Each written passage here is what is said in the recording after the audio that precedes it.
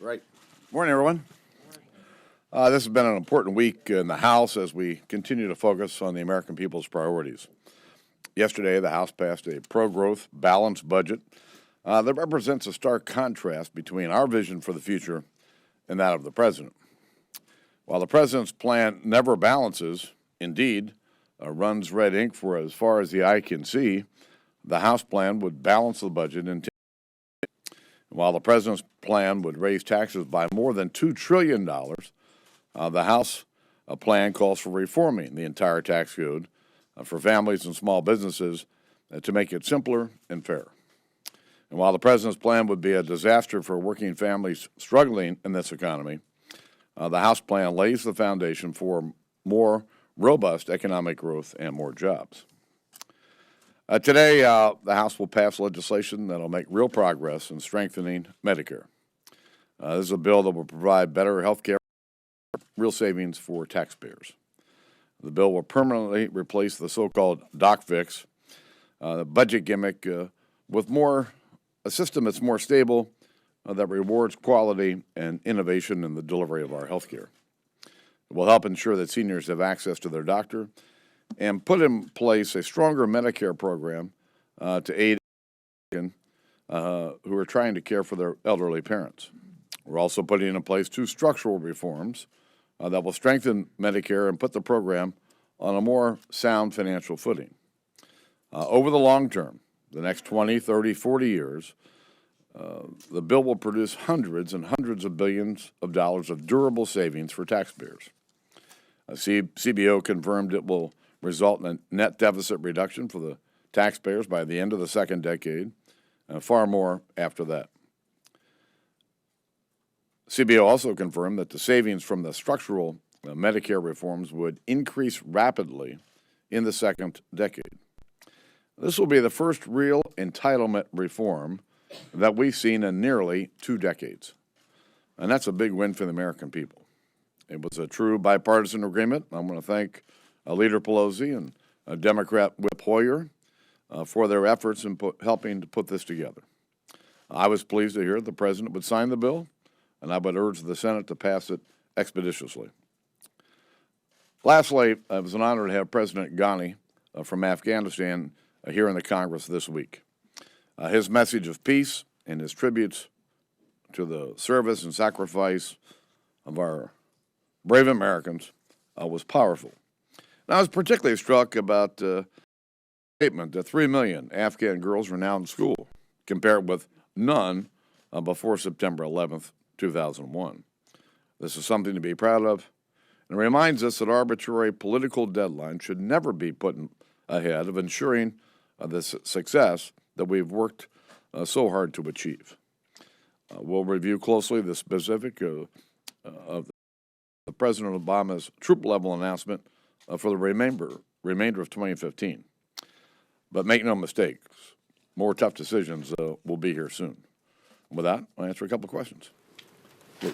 Speaker Boehner reports that Saudi Arabia has launched airstrikes against Yemen. There seems to be a proxy war developing in the Middle East between Iran and Shiites and Saudi Arabia now and Sunnis. How concerned are you, and what role should the U.S. play in this ongoing conflict? The world is for American leadership. But America has an anti-war president. We have no strategy, overarching strategy, to deal with the growing terrorist threat. And it's not just ISIS or Al-Qaeda and all of their affiliates. We've got a serious problem facing the world, and America, by and large, is sitting on the sidelines. And I applaud the Saudis for taking this action to protect their homeland and to protect their own neighborhood. Mr. Speaker, that said, though, you said that America is starving for leadership and we have an anti-American president. We haven't seen, anti-war president, thank you.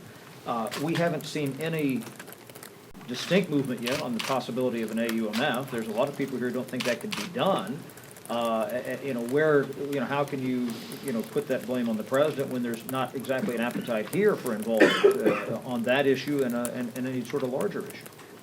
I think the biggest problem with the authorization of the use of military request that came from the president is the president is asking us to give him less authority than he has today under prior authorizations. Where's the robust strategy to take on the terrorist threat? And if there's a robust strategy, then we can have a robust authorization that will allow the president to use the tools at his command to actually go out and fight and win this war. Do you think, though, that based on what we've had with Saudi Arabia and Yemen, that should be part of this conversation? If America leads, our allies in the region would be tickled to death and would be happy to join a coalition. But America has to lead. Talk about the internal politics here. I mean, less than a month ago, some people in the House were wondering whether you would hang on after the DHS thing. Now you're leaving here, passing a budget and a pretty large SDR bill with a pretty healthy vote total, probably. What do you make of that kind of swing in fortunes, if you will? Welcome to the legislative process. You know, I have a pretty sunny personality. You know, I was born with a glass half full. I'm an optimist. If you're not an optimist, you couldn't do this job. But it's been a good week for the House. But frankly, it's been a really good week for the American people. And they're the winners in this. The Committee for Responsible Whoa, Federal... whoa. Mr. Speaker, We got plenty of seats.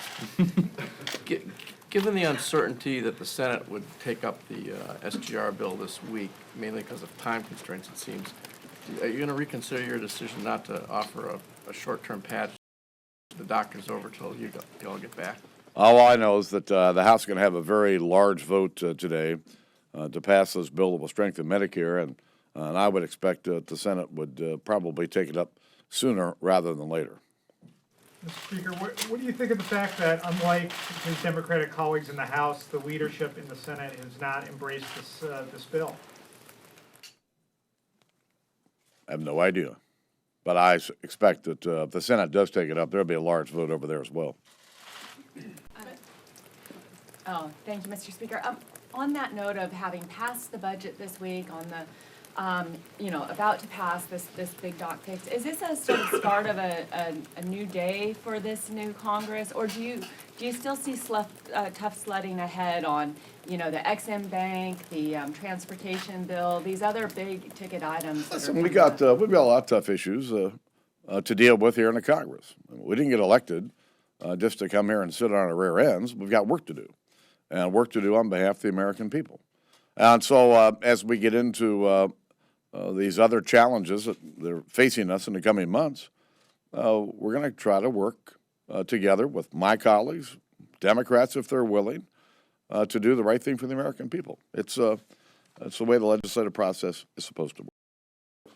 Mr. Speaker? Yes, sir. Thank you.